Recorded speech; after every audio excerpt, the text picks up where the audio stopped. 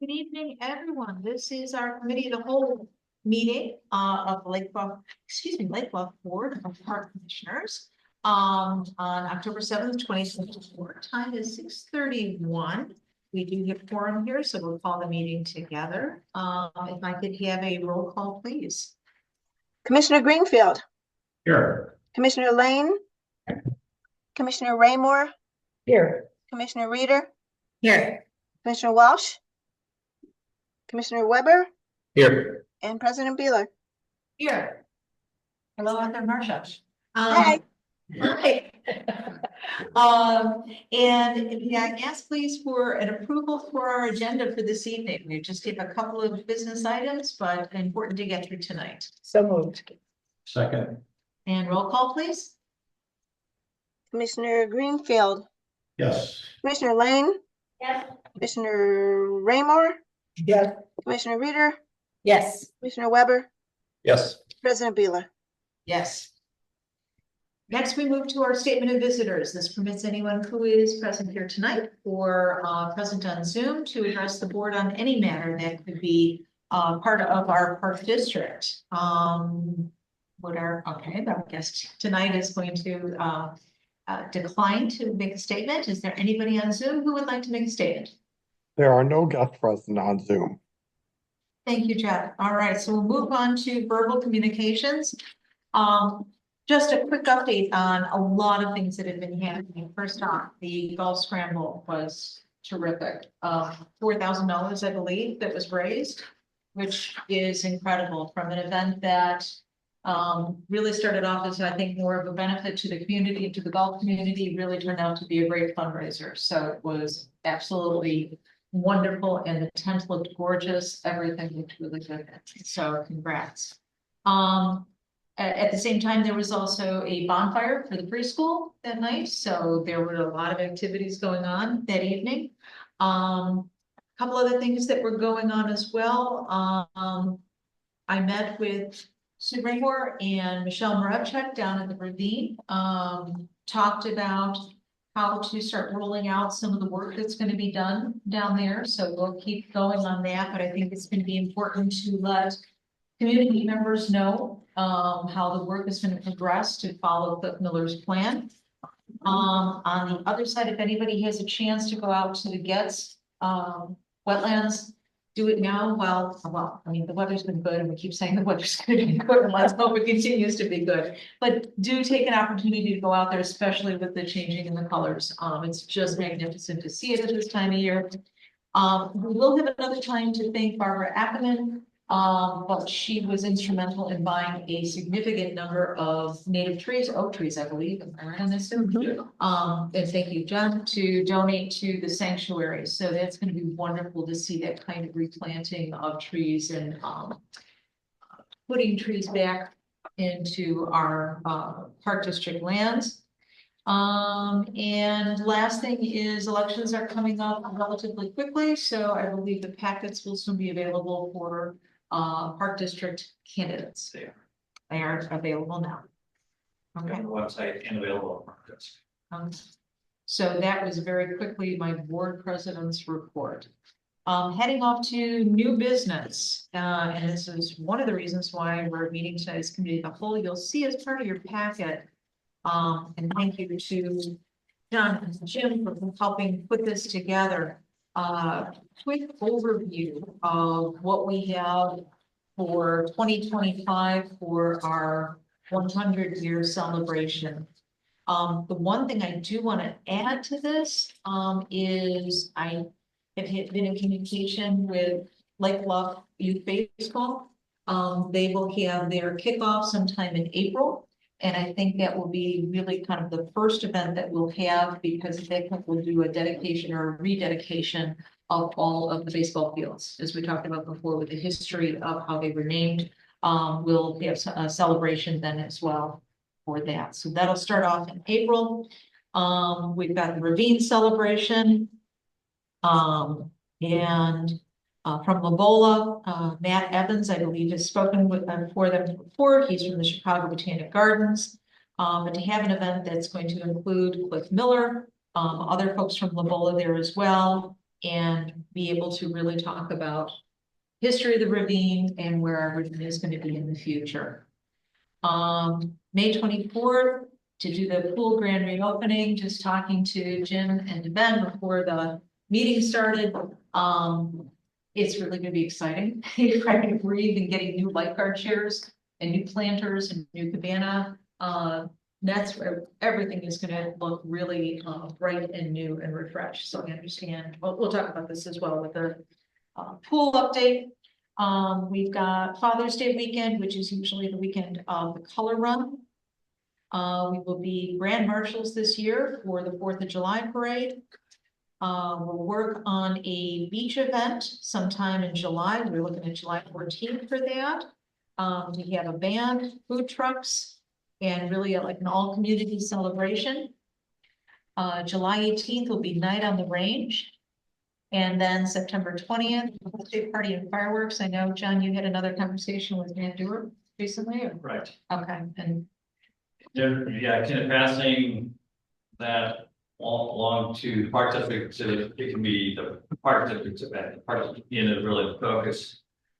The emphasis would be on the park district and its 100-year anniversary, but and he did offer to stay engaged with helping. The framework's already there. A lot of the donors are in place with helping us to keep that going. okay. And if anyone did attend the fireworks just recently, it was a glorious night. And I think people really are coming now to expect to have fireworks every year. In September. It's an expectation now of our town. And one thing I would just add, when I met with Mark, he did, the committee had a $2,000 check to the park district for, as they do every year, for all the work that our staff does, a lot of media staff and Jim and other staff that are involved in that day. So we received that check.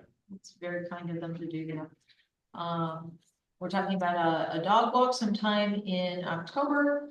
The family paint and chalk square event, we'll find a good date to be able to have that as well. We do have $10,000 allocated for marketing and a couple of $1,000s in there for ancillaries. So I just wanted to add for marketing, we had talked about some PR and different things to do with that throughout the year, but on Friday met with Steve Douglas. As we know, he's working on the golf etiquette video, which is pretty fantastic. We're going to see that later this evening. Good. So I talked to him about the possibility of doing some work with Park District, some promotional videos for the 100 year. So he had an idea of, maybe starting off a little bigger promotional video of, just talking about the importance of the Park District and the 100-year significance and all of that, and then doing some smaller videos throughout the year for the different events that we're going to hold. And sort of, those are nice because when you talk about the short, attention spans, nice to have those, that for social media, it's nice to have these shorter videos that, really help promote the Park District. So, but there would be some cost for that. So I upped that line item, so in case we do want to go in that direction. And I thought he might try to be here tonight, so I thought he might be able to talk about it, but I'm not sure he's going to. He's hoping to get here. Yeah, I knew he was coming from another Yeah. event. So, but I thought that was pretty exciting. He had some great ideas, and him being from Lake Bluff, I think could help give it that Lake Bluff, flavor in these videos and just make it more authentic. So that was pretty exciting. And they're good to go to the History Museum for the next 100-year one, to have that as a look back. I don't think we have to worry about it. I think we should, just don't know. Stewardship for the next 100 years. Jennifer, if I could add, we had this great golf outing. The golf committee certainly wants to help organize this for next year with staff. I first want to point out, staff was phenomenal in helping get this together. Carrie Wells, who was here tonight, just did an incredible amount of work to make this happen. So Carrie, without you, this wouldn't happen. But we want to do it next year, and so we really have to find a time You know, and maybe that weekend of the 20th of September, do it the 19th of September, and tie in the 100th anniversary somehow. Okay, that would be great, and I just want to kind of layer in with this too. When I first met with Mark and Kathy, they really talked about, and this was some time ago, they talked about getting, you know, people on board and village people on board, but that was a different situation because they didn't have anybody. They needed volunteers to be able to do this, and looking through the number of items we have here, we are going to be leaning heavily, obviously, on the park district staff. Now, as we all know, they know how to throw a good party. They do it really well. They do it constantly because of all the events that go on during the year. But I really would like to, if there are other people such as the golf committee or any other folks in town, be able to start talking about if there are other folks that would like to join in and help us in preparing all of these events. Obviously, the History Museum will help out. You know, we've got the Friends for the color run. But we're starting to talk about other people who can join us and help us plan these events as we go through. Do you think, Jim, there you could add like to the volunteer area, maybe something about that, and then break it up into categories? Sure, as we start to formulate a plan here with each event, yeah. I think that's a good idea. It makes sense for one of us to like for each of us to pick one that we're like, you know, kind of more involved with, and we're gonna all be involved with all of them, but you know, for us to take ownership of, you know, different ones on here. Is that? You are so nice to volunteer. We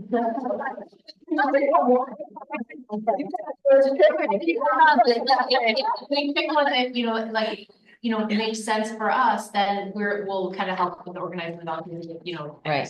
Right? Yeah. So we- A lot, you know. That's a really good thought. And so what we talked about staff, well, we're having some staff meetings, so we're having a smaller group of staff meet to talk about the different events and the planning.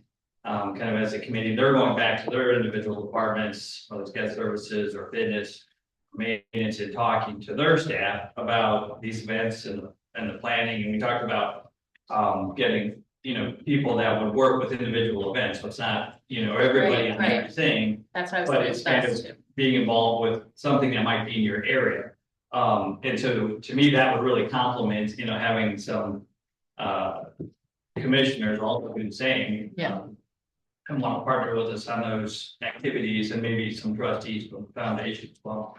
We might be able to get, I'm thinking like the scouts that use the pool for training and Lake Bluff, Lake Forest Running Club. I mean, for the various events, there might be some opportunity to link them in for some support too. Yeah, I've for the family painting, I've reached out to the artists on the Bluff. Also reached out to the school district because they have art teachers.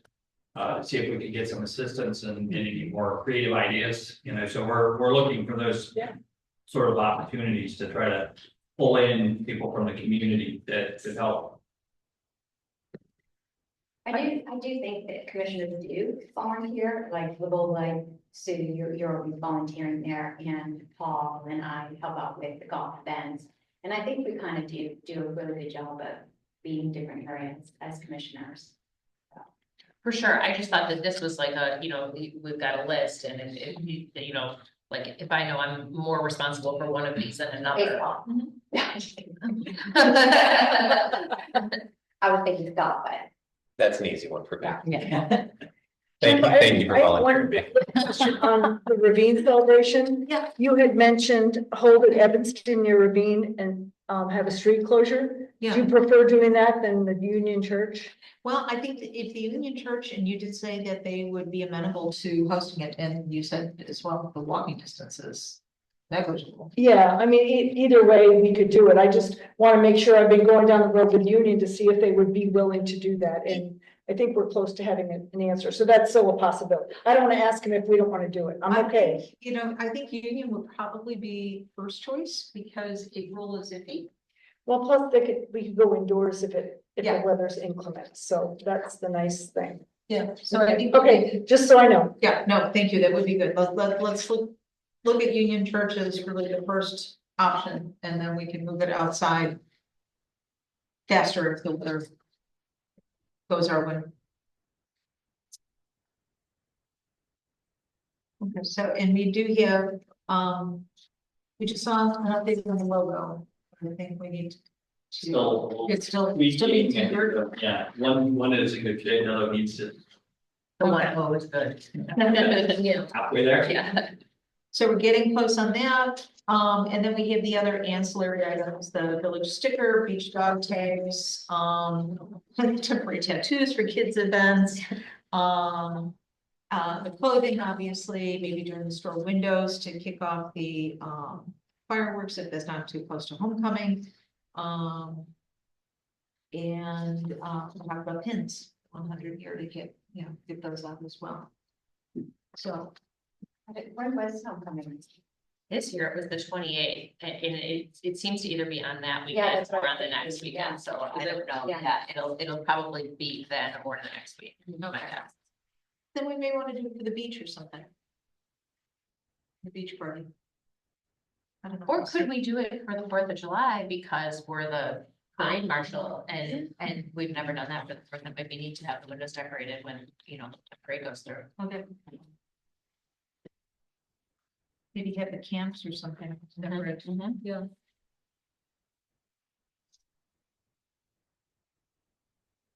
We kind of do like, try to do one window for each event and have whoever in charge. Yeah. We don't- I mean, we could also involve the school groups too. I mean, I think the team like painting windows, and if we need a lot of windows painted, we could invite some of the sports teams if Yep. necessary. Yeah, Yeah. like some of the ones that are in the parade, maybe. That's right, because they have Palms and the dance club and Freya are all in there, so that would be kind of cool too. Okay, so any thoughts, any other input on? Nope. Flushing House. Okay, good, we'll still firm it up and as we said, the largest ticket item is going to be the fireworks. It would be wonderful if those, community sponsors are still part of this and, hopefully in conversations with Mark, he's going to still kind of hang on. As a, coordinator in a way of this kind of community event. And I met with him and Kathy O'Hara last week, and she said that some of these sponsors are her former students, and she's gonna twist her arm to keep sponsoring the event. Good, okay. So that would be great. So we'll keep going on with this, but it's gonna be coming up around the corner faster than we think. All right, moving on then to the pool project and the OSLED grant and what is gonna be in store within the next 2 weeks with our pool. Okay, we did have a public hearing with the ABR last week. There were no guests there that night. It was just, well, I shouldn't say that, actually, Dan was there. There was one resident that was there for a different item. But we did present both Todd from WT Engineering and myself, just presented a little slide deck and walked through it with the board. The ABR board mainly concerned with aesthetics. So we're really, with this project, we're talking about the shades, the look of the fence that's being changed and the outdoor games and some of those things. But there were, it was a positive conversation. There were really no problems with what was presented, no hard questions. So they voted and approved what was presented, and so that's another hurdle. So that went well. We did receive a updated estimate as it's going out to bid here for this project. And it was submitted to IDPH for permits back in August, then submitted to the village. IDPH we've not heard back yet from, but they're going to keep pushing. I understand they have a lot of projects in the queue this for this time of year. But we had a pre-bid meeting last week. One contractor, it was not mandatory. We only had one contractor that attended. However, it's a contractor that is located in Waukegan, has done work on this pool before in the past, and has a good reputation as a pool builder or contractor. So we're glad to see that they were the one to show up. If they were the only one, hopefully we get more than one bid. For the bid openings, the plan is to have, I think the bid opening, when did you say was on the 16th? Yeah, October 16th. October 16th. So our plan is to have that ready to qualify the bids. They have that ready at the October 21st regular meeting for the board to approve. And then we can move forward and, likely get started pretty quickly with demolition. I knew that the one contractor that was here felt pretty comfortable with our timeline still and having this work done over the winter and being ready to open by Memorial Day weekend. So that's, the engineer has felt pretty good about that, but, to hear a contractor saying that as well, kind of help. We did get an updated estimate from WT Engineering for the project.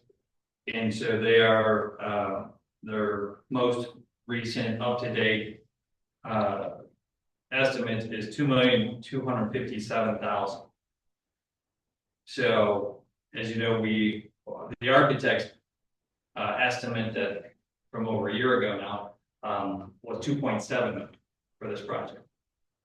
So we're considerably, even if we round that up to 2,300,000, we're still considerably under that 2.7 mark, which is good news. And I think, we've definitely looked for different value engineering options to save some money on this project. One of the things that we're doing is we're purchasing any of the deck furniture, new tables, the games, and having those shipped directly here. We're purchasing the shade structures and have them shipped here, and then the contractor will install them. I think there was something else, wasn't there one other item? The tables, the shade structures, and there was one other one. Well, the planters. The planters and the garbage cans. Yeah. Yeah, garbage can. So yeah, deck furniture. Those are things that if we did it in the project, there's a lot of agencies do. They're just going to be marked up by about 20% by the contractor to have them shipped to them and then brought here. So we're just purchasing those directly, have them shipped here. We'll have the contractor install to save some money. So there's been a few things that we've done there, but I think that right now it's looking favorable. We'll see after the bid opening if this estimate is accurate, but WT has been doing some projects, quite a few projects lately. So I think that they have good experience.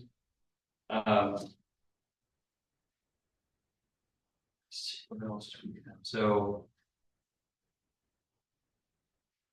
I think that's all I had. Ben and Jim, do you have anything to add for the pool project update? I do not. No.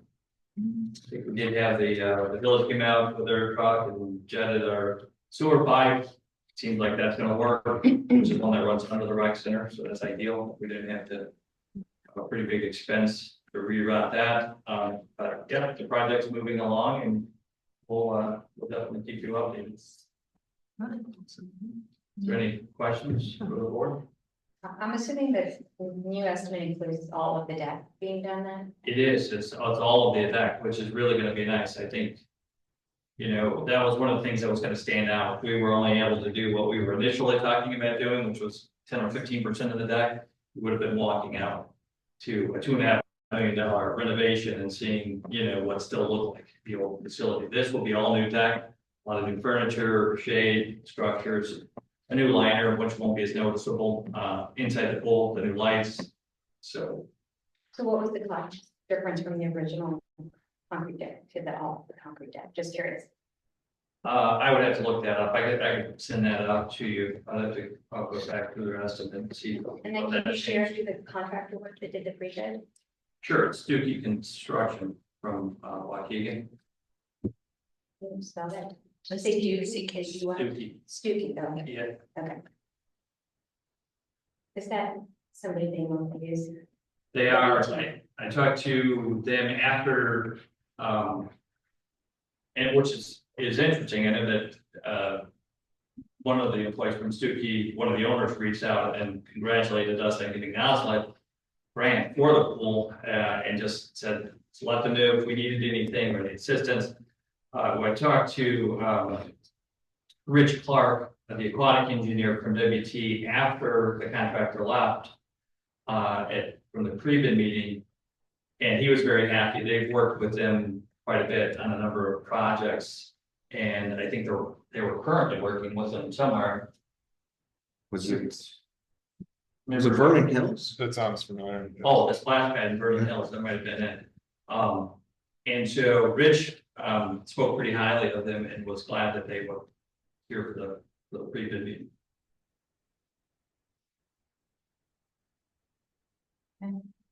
So hopefully we get some final pictures of what our pool looks like.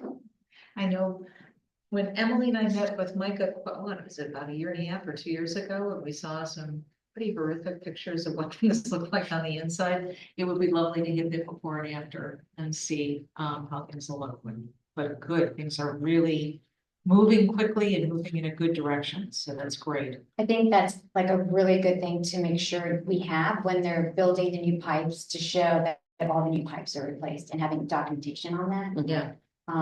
Just for reference for the new boards going forward, just so they have that. And they know exactly where all the pipes are, what was done.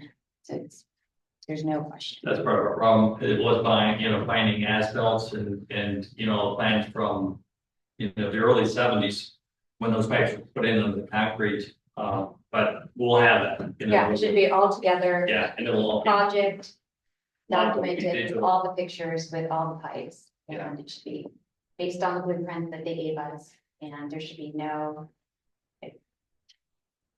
No reinventing of the wheel. Yeah. We know where It's everything pretty is. clear, so if there's an issue, it can be easily addressed. I have two things with that one. One is it's important that this is just a renovation and not a totally new pool. So, I want to make sure the community members know that like this isn't going to last for 40 years. All the changes that we're making. Secondly, once it goes out to bid on the 16th, assuming everything kind of goes well, when are we expecting, I guess, ground to break? They thought that if we awarded the bid on the 21st, and we get bonds in place and everything that week after it's awarded, then they were hopeful that by the end of October or early November, they could start with the demolition.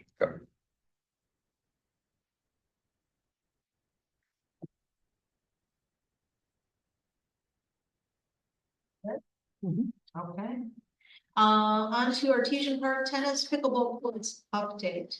I know that John and Drew have been in constant communication about our next steps with this, but John, you and I must spoke last week. I don't know if there's an update from.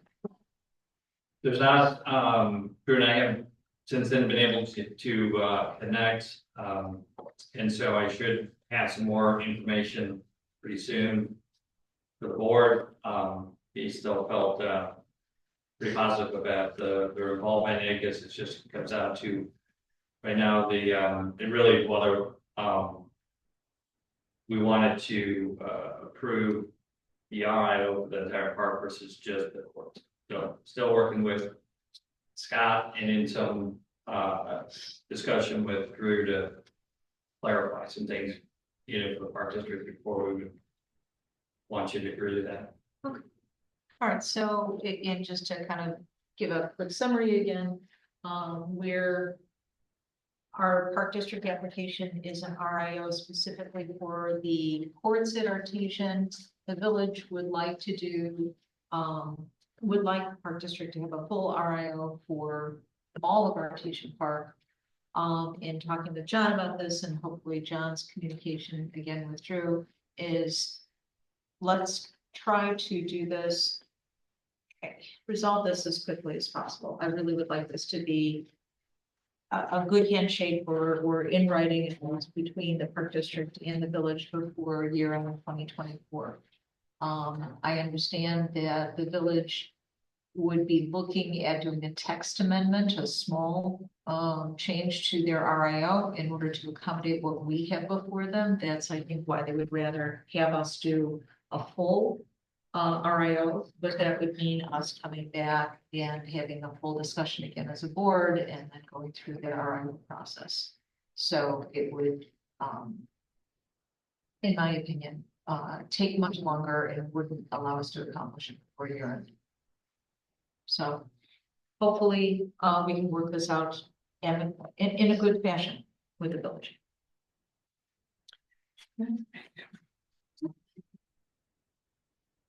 All right, golf etiquette video, which is why we're here to watch television. I will just say very quickly, what started off as just an idea that was kicked around at a board meeting really took seed quickly and became something that I just walked in and saw a couple of faces up on this big screen, and hopefully we can see the full video tonight. But what a great idea. It really was good. So I'm gonna, I guess, turn it over to Paul and Emily and. Well, the golf committee had this concept, and as you said, you know, we've talked about it. And we thought it would be a good idea to put together a brief video for the community, for golfers who may not be as aware of all the etiquette rules that help keep a golf course in good shape. And at one point, I don't know how you got involved in this, Ann. I know you were involved in getting us Steve Douglas. I'm not quite sure how, but. Did it in a jaunty way. Well, he's a friend of mine and he's sort of really well known and respected in the community as he's a teacher at the high school. He teaches new media high school, so he works with kids and just overall great. So we got in touch and Emily contacted Steve, and eventually Steve came in and offered his sons, his one son is on the golf team, the other one I don't think is old enough yet. They both play, but yeah. They both play. And he said he'd love to put together videos for us on golf etiquette. And Golf Visions has supported us. Golf Visions has provided Steve with some compensation, which is great. So they're supporting the project, which we love to see.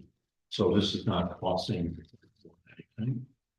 But it's going to be, and we're going to show it now. And the idea was to do this relatively brief video. The total video is about 6 minutes long. We're going to break it up. Steve is going to break it up into, I think, five or six different kind of 1 minute segments that he can put out, I don't know, one a week or something for the, you know, for those in the community, a lot of the younger people who are, you know, 60 seconds of their attention is a lot. But then we'll also have the video in one go for those who can sit for 6 minutes and watch this. He brought in a young man, Danny Fisher, who I think was a Lake Forest resident, but was on the Lake Forest Lake Bluff High School golf team and played at the golf course. And he talks about it in the video.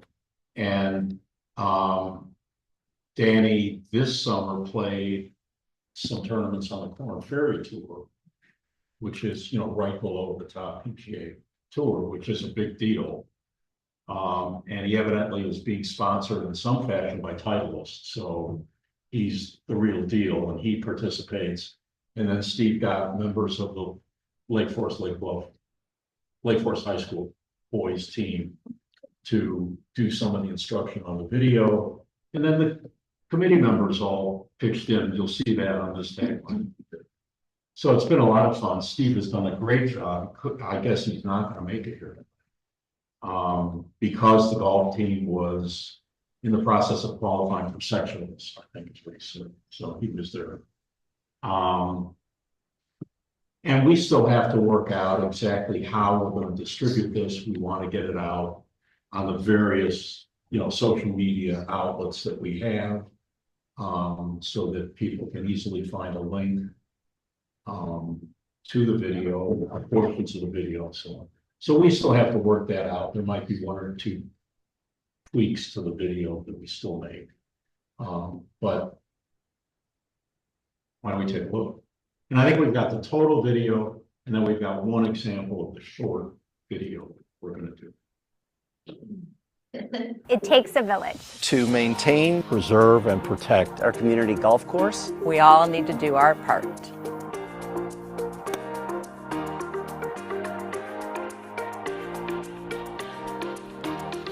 Hey guys, Danny Fisher here at Lake Bluff Golf Club, hole 8. Beautiful day for some golf. Just had a 7-yard shot. I'm going to show you how to replace a divot here. Pretty easy stuff, guys. Took a nice healthy divot here. Awesome grass. Just going to come back to the spot where I put it. Takes 2 seconds to line it up, maybe step on it to make it flat, and we're done. Okay guys, so this is a good example of what it's supposed to look like and not look like. Right here we can see we got about 5 divots here that have not been replaced, and that's going to take quite a bit of time to replace them. As we move back, someone did a great job replacing their divot, as you can see here, and it basically blends seamlessly with the grown-in grass. Now here, someone did a good job replacing the divot. Unfortunately, it was just not enough grass and won't cover the entire sod seam, so that's where you get the dead divot. So ideally, you replace it right after the shot, just like I did. The grass will grow back perfectly. Lake Bluff was a place I grew up playing. Played high school golf at Lake Forest and then went on to Miami, Ohio, but can really attribute all of my relative golf success to this place right here. It was really where I practiced on the practice green and on the course throughout all of high school. All right guys, walking up to the green after I just hit my shot, got 2 things in my pocket, divot repair tool and a ball marker. I'll first mark the ball. Stick that in our pocket for now, and take the divot repair tool and fix our divot. Always pressing the grass in and never raising it up. From there, we just tap it down, and any extra debris we find, like this from the divot, we just toss off the green. As I'm looking at my putt here, I see an old ball mark. What I like to do is grab my ball mark and then fix one that hasn't been fixed. I always go from back to front, fixing the highest side first, bringing that in, and then working our way around.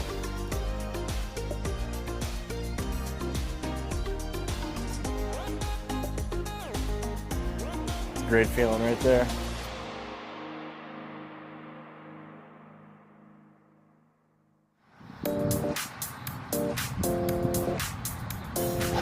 Enough with the 3 practice swings and the 2-minute routine, including standing over the ball. It doesn't help you at all. Get a line, step up, and hit it.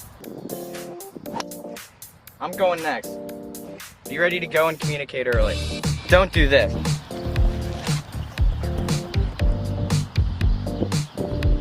Oh yeah. Hello? Oh yeah, we had some math homework. Page honored of the book. Seriously? Unless there's a ruling or you're looking for a ball, furthest goes first. Go ahead, Lamberti.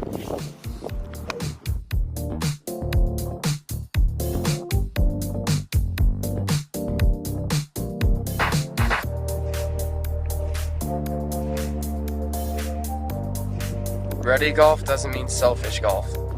Walk up to the tee, make sure you place your bag just off the tee. When you get to a par 3, let the group playing behind you who's playing faster play through you.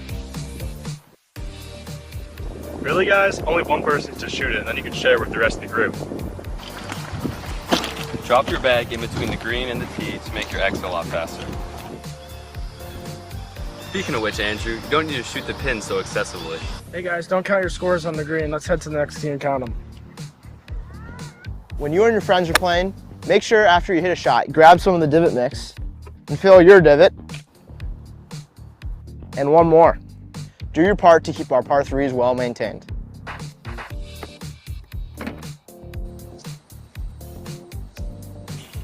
All right, guys. The USGA shortened the search down to 3 minutes for a reason. It's always important to have an extra ball ready to drop and move on. Just play everything as lateral.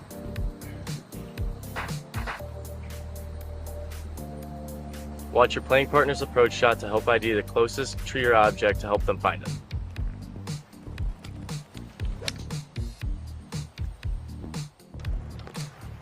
When you're in a bunker, enter in the least intrusive way with a rake in hand.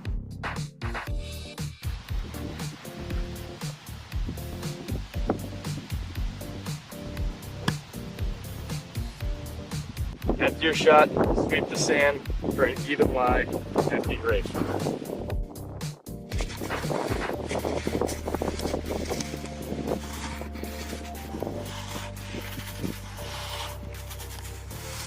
Make the bunker better than before you entered it.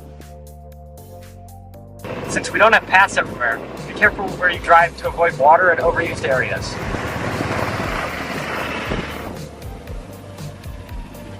Take multiple clubs to your ball, including your putter if you're on different sides of the hole. Stay away from the greens and tee boxes with your cart. Protect the areas we use so that you'll have a chance around the greens.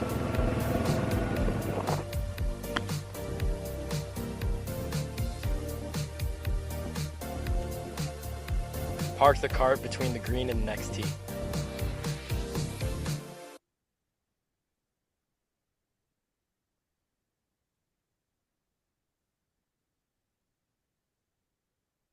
I think we're gonna have something at the end that's gonna kind of tie it up. Because thanks for watching, just the Yeah. logo or something. Yeah.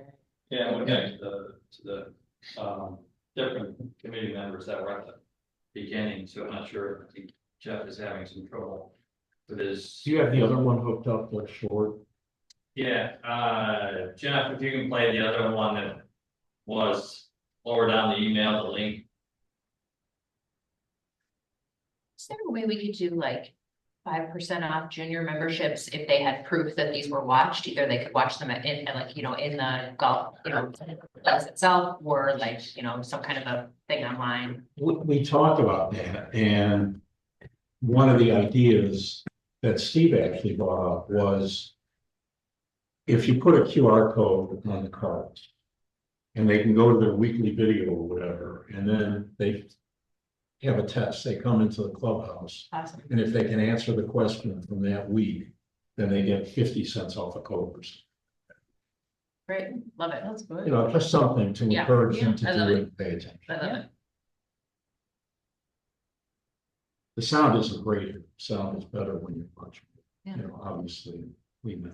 I have to say, the cinematography is gorgeous. Yeah, I was gonna say. The course looks gorgeous in the. It really does. Yeah. It's like a professional video. Yeah. It looks. Yeah, he was Really? really adamant about getting it done, like, 'cause the weather. Yeah. And nice. That's really great. Good job. When you and your friends are playing, make sure after you hit a shot, grab some of the divot mix and fill your divot. And one more. Do your part to keep our par 3s well maintained. It takes a village. To maintain, preserve, and protect our community golf course. We all need to do our part. The committee members star all. So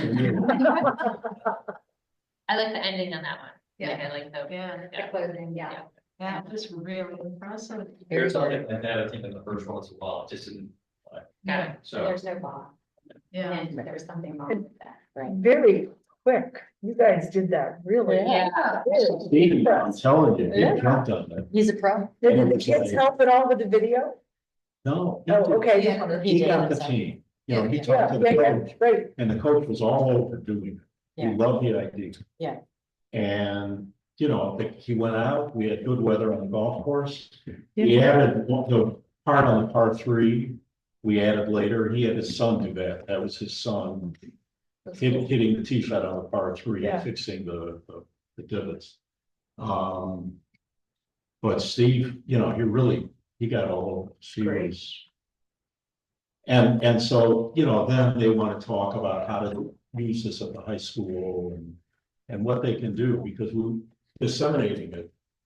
And not only to kids, because there are a lot of older ones Mhm. who. No, and I play with a guy who's a relatively new golfer, and he's just not aware of all this. Right. I mean, nobody teaches you that. Maybe you could sell this to other clubs. It could be a revenue generator. That is very. Seeing as the golf course is the only thing making money for us now. Really, kudos to the golf committee for thinking of this, putting this together and having such a professional looking video. This is really terrific. Yeah, I like it. Good. Yeah. Thank you. And I Thank think, you. Thank you. yeah, and that idea of just, Great. you know, get them watch it and then they get to, you know, get some money off of a Coke or something. It's really a great idea. I'm thinking, were the boys, I'm assuming the boys weren't paid to do it, which is totally fine. May I offer them volunteer hours? Oh, that they get. Oh, They're that's doing a it good for idea. the video, That's because they can right. use it for Society. National Honor Society, Yep. just other stuff, so. What's that? That's a great idea. And, you know, the two things that I find disgusting are that these kids weigh 130 pounds and drive the ball 300 yards. And one of the boys, and I said this to Steve, on one of the shots, I said, this kid has the greatest swing, it's unbelievable. And so I think he's gonna go to college on a golf scholarship, but, you know, it's just remarkable to look at what they've done, and this is where they play. I mean, you know, they're out of Lake Bluff Golf Course, so. Yeah. And Danny Fisher was out there, and he's got a nice swing also. Very good. That was really, really impressive. So Yeah. good. Very We'll be seeing this in a final form coming up soon. And it's good help. I mean, I really think because we've I hope all so. complained about, you know, divots and ball marks, and those are things that professional golfers always fix. Right. Yeah. So it's not a question of your golf course management going out and doing it. Right. The pros will always fix it. Do they fix it or do their, Well, the caddies, I mean, the pros will fix the ball marks on the green. Yeah. Yeah, the caddies will get the divots. I never learned any of that. So this is very informative. I'm glad I got that. I just learned anything. It's not like challenge for like the lifeguard staff. Yeah. With the pool at the beach with beach etiquette. No. When we get started. The Lake Bluff Park District Series. Yeah. 10% discount if you buy 3 or more. Yeah. It really. Very good. All right, so thank you, everybody, because this wraps up our meeting for tonight. But again, I think we got a lot of good information going for the 100, for the golf, for the pool especially, because we've got a lot happening, even though the summer has ended, fall and winter are approaching. May I have a motion then to adjourn for tonight? So moved. Second. Marcia, you got that? I think she does. All right, all in favor? Aye. Got it. Thank you. Thank you, everyone. Good night. Good night.